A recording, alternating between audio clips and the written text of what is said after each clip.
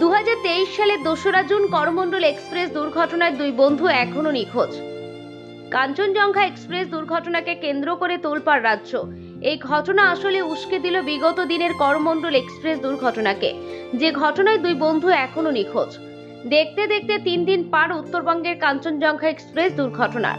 সরকারি মতে 9 জনের মৃত্যু হয়েছে। একদিকে যখন কাঞ্চনজঙ্ঘা দুর্ঘটনায় একের পর এক মৃত্যু ও আহত যাত্রীর খবর পাওয়া গিয়েছে, অন্যদিকে উঠে এসেছে সোনারপুরের দুই বন্ধু এখনো নিখোঁজ থাকার ঘটনা। গত বছর 2023 সালের 2রা জুন করমণ্ডল এক্সপ্রেস দুর্ঘটনায় প্রচুর মানুষের মৃত্যু হয়েছিল।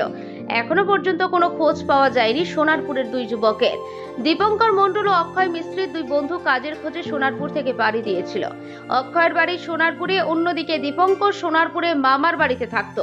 পাশাপাশি এলাকায় থাকার সুবাদে দুজনের মধ্যে বন্ধুত্ব তৈরি হয়। ট্রেনে ওঠার পর দুজনের সাথেই তাদের পরিবারের শেষ কথা হয়েছিল। সন্ধ্যার দিকে দুর্ঘটনার খবর পেয়ে দুই পরিবারের লোকেরাই বারবার ফোন করলেও সেই ফোন কেউ রিসিভ করেনি।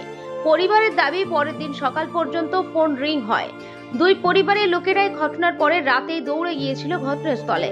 বিভিন্ন জায়গায় খোঁজাখুঁজি করেও তারা ডিএনএ টেস্ট করা হয়, যদিও তার রিপোর্ট এখনো আসেনি। ঘটনার পর পাশে থাকার বার্তা দিয়ে রাজনৈতিক নেতারা এলেও পরে আর কারোর হদিশ পাওয়া যায়নি। এখনো পর্যন্ত দুই পরিবারের ছেলের অপেক্ষায়। কাঞ্চনজঙ্ঘা এক্সপ্রেসের দুর্ঘটনার খবরে পুরনো স্মৃতি উস্কে দিয়ে এখনো কাঁদছে দুই বন্ধু, দুই মা ও পরিবারের লোকজন।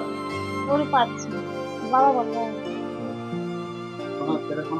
না, কোনো খবরও পাচ্ছি না, কোনো খোঁজ। আমাদের অনেকবার খুঁজে এসেছি, কোনো খবরও পাচ্ছি না। ট্রেন টেস্ট করতে দিয়ে আসলো, তাও কোনো খবর পাইনি, কিছুই পাচ্ছি না, কোনো রিপোর্টও দেয়নি, ফোনে কিছু পাইনি, কাউকে কেউ কিছু আমাদের দেয়নি। আমরা অনেক টাকা পয়সা দেনা পাওনা করে নিয়ে অনেক সন্তান অনেক খোঁজা খুঁজি, প্রচুর খুঁজেছি, 6-7 বার 8 বার 10 বার গেছি, আমাদের সবার 7 বার গেছে, আমাদের কিছু পাইনি। এখনো পর্যন্ত আমরা প্রচুর খবর নিচ্ছি, তাও পাচ্ছি না। ফোনে সরকার থেকে কি অনেক প্রচুর লোক তো আছে, আমাদের কেউ কিছু সাহায্য করছে না। আর কি হবে, খবর কিছু বলেই যাচ্ছি, সবাই শুনে যাচ্ছে, দলদের লোক আসছে শুনে যাচ্ছে, কি করছে আমাদের একটা সন্তানের পরিবার পেটের চালা তারা বিদেশে খাটতে যাচ্ছে, গিয়ে তাদের জীবনটা চলে গেল। আর কি হবে, 1 বছর হয়ে গেল, খুঁজে পাচ্ছি না, কি করবো। সবাই যাচ্ছে খুঁজে, সব জায়গায় খবর আর আমাদের টাকা পয়সা দিন আর খুঁজে যেতে পারিনি।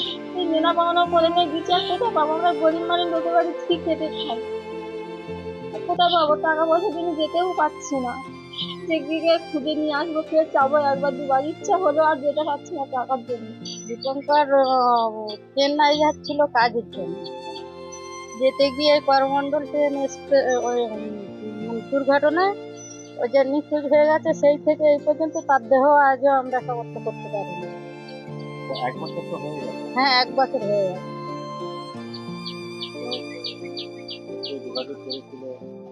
যোগাযোগ কেউ একরকম করেনি। আমাদের এই গ্রামে যে পার্টির তারা, ওরাই একটু এসেছিল, আর ওই লাবণী মিস্ত্রির নামটা লাভলি, ও এসেছিল, এসে একটু দেখে গেছে ঠিকই, কেউ কোনো সহযোগিতা আমাদের কিছুই করেনি।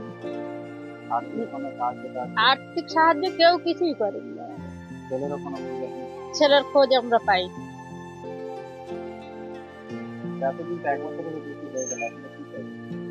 কিছু যদি আমাদের সহযোগিতা করতো সরকার, তাহলে তাকে তো আর পেলাম না, আর পাবো কিনা তাও জানি না। কিছু যদি পাওয়া যেত, সেই তো রোজগার করতো। বাবা মা তো ওর ওপরে কত একটা ভরসা ছিল, যদি কিছু পাওয়া যেত সহযোগিতা, একটু আমাদের ভালো হতো। এখন অবস্থা বলতে সত্যি আমরা তো যখন দুর্ঘটনা ঘটেছিল আমরা অনেকবার গিয়েছি, ওখানে প্রায় 5 থেকে 6 বার গেছি, গিয়ে আমরা ওখানে কোনো রকম কোনো সাহায্য পাইনি। প্লাস আমরা চেষ্টা করেছি অনেক খোঁজার ভাইকে, কিন্তু খুঁজে পাইনি। ডিএনএ টেস্টের স্যাম্পেল দিয়ে আসা হয়েছে, রিপোর্টও পাইনি। ইভেন সরকার থেকে যে কোনো আর্থিক অবস্থা মানে যে বলেছিল যে সাহায্য করবে, যেহেতু আমরা অনেক সাধারণ ঘর থেকে বিলং করি, তো আমাদের অত সামর্থ্য নেই যে ওখান থেকে গিয়ে আবার বারবার গিয়ে খোঁজা ভাইকে। তো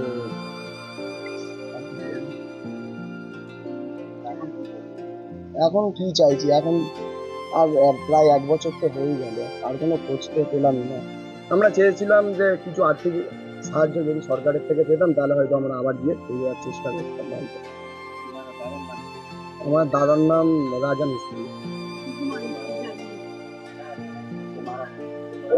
ওটা আমার ভাই। পূর্ব বর্ধমান থেকে নাম শেখ অক্ষয়। সামিরের রিপোর্ট, খবর সুমন। বর্ধমান নিউজ।